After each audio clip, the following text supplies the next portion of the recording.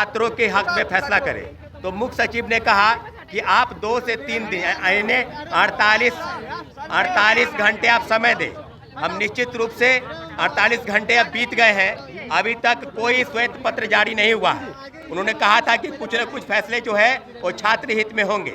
तो इस मांग को लेकर हमारी मांग है कि कब तक क्या जांच चल रही है या जांच समाप्त हो गई है या क्या चल रहा है, ये मुख्य सचिव बताने का प्रयास करे। क्योंकि Manju polyclinic, Darshita medicity, ICU trauma centre, Koshi क्षेत्र का एकमात्र मल्टी स्पेशलिटी हॉस्पिटल कि अपनी मांगों को लेकर विगत 15 दिनों से हम लोग गर्दनीबाग धरना स्थल पर बैठे हैं।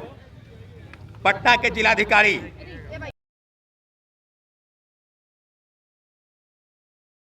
डीएम महोदय जो अभ्यर्थियों पर थप्पड़ मार रहे हैं, तो उनके लिए क्या अभी तक कौन सी कार्रवाई हुई है?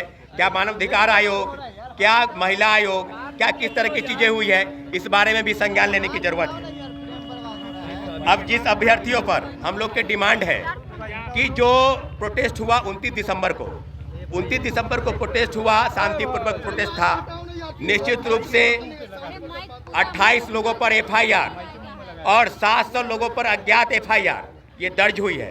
तो हम बिहार सरकार से मांग कर रहे हैं, जैसा कि मुख्य सचिव को भी हम लोग ने कहा था कि बिना शर्त रिहाई की मांग कर रहे हैं। एक शिक्षकों की गिरफ्तारी भी हुई है और कई लोग की गिरफ्तारी हुई है।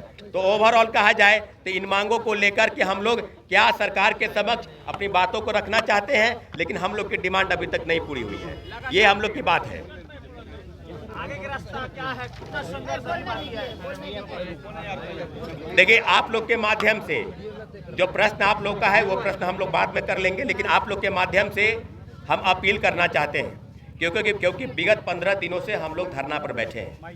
सरकार के समक्ष न सरकार के कोई प्रतिनिधि न बीपीएससी के लोग, क्योंकि मुख्यमंत्री जी तक हमारी बात पहुंच चुकी है। मुख्यमंत्री जी हमारी बातों को क्यों नहीं स्वीकार कर रहे हैं, इस बात को सोचने की जरूरत है। इस बारे में सारे अभ्यर्थियों के बीच में जो उपापों की स्थिति है, इसलिए हम लोगों ने फैसला किया है कि 3 जनवरी को और 4 जनवरी को सभी शैक्षणिक संस्थान, चाहे वो बड़े हों चाहे छोटे हों, सभी लाइब्रेरी चाहे वो बड़ी हो चाहे छोटी हो, बंद करने का फैसला हम लोगों ने किया। 3 जनवरी को जितने भी जिला अनुमंडल है या प्रखंड स्तर पर बीपीएससी री एग्जामिनेशन करने की समर्थन को लेकर सभी अभ्यर्थी और उनके परिवार से अपील है कि 5 बजे शाम में आप कैंडल मार्च अपने अपने जिला और अपने अपने अनुमंडल में निकालने का प्रयास करें।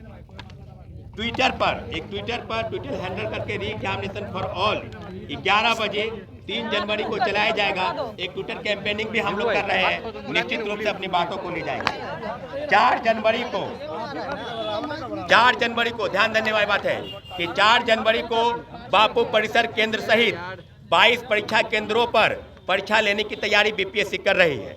तो जो शामिल होने वाले अभ्यर्थी हैं 18,000, उनसे हम लोग अपील कर रहे हैं कि अपने भाइयों पर लाठी चल रहा है, आपकी बहनों पर लाठी चल रहा है, इसलिए आपसे आग्रह है कि आप काली पट्टी बांधकर इस परीक्षा का बहिष्कार करें, क्योंकि लड़ाई कहीं न कहीं इसमें आपकी भी है और हानि आपको भी पहुंचाने का प्रयास बीपीएससी जरूर कर रही है। इसको ध्यान देने वाली बात है, इस परीक्षा का आप बहिष्कार करें।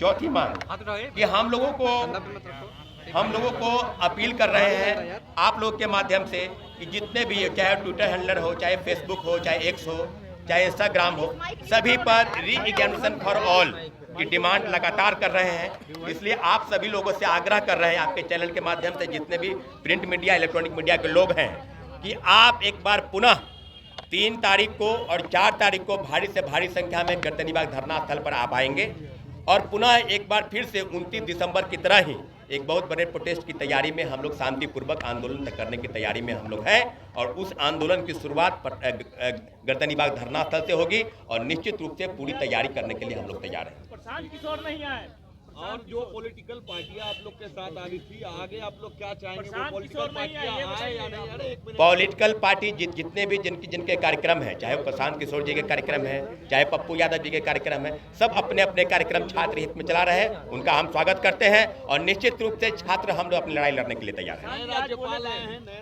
नए राज्यपाल मोहम्मद आरिफ खान को भी हम लोगों ने ज्ञापन सौंपा है, हमारी डेलीगेशन की टीम गई थी।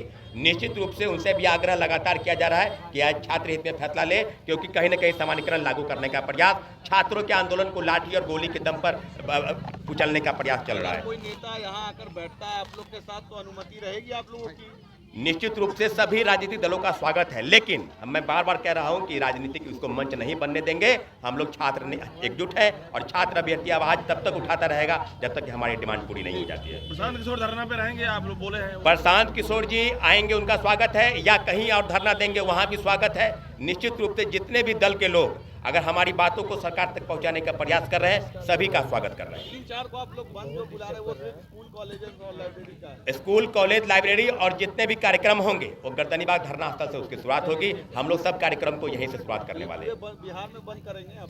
पूरे पटना में बंद होगा, पूरा बिहार के लोगों को बुलाया जा रहा है और सभी जगह से, सभी जिला अनुमंडल सभी जगह कैंडल मार्च होगा। छात्रों अभ्यर्थियों के लाठीचार्ज के खिलाफ में सोनू की रिहाई, हम लोग सोनू को मुआवजा मिले, उनके परिवार को मुआवजा मिले, और निश्चित रूप से जितनी भी डिमांड हम लोग की है सब सरकार तक हम लोगों ने पहुंचा दिया है। हम लोग इंतजार कर रहे थे कि मुख्य सचिव फैसला करेंगे, लेकिन अभी तक कोई फैसला नहीं हुआ।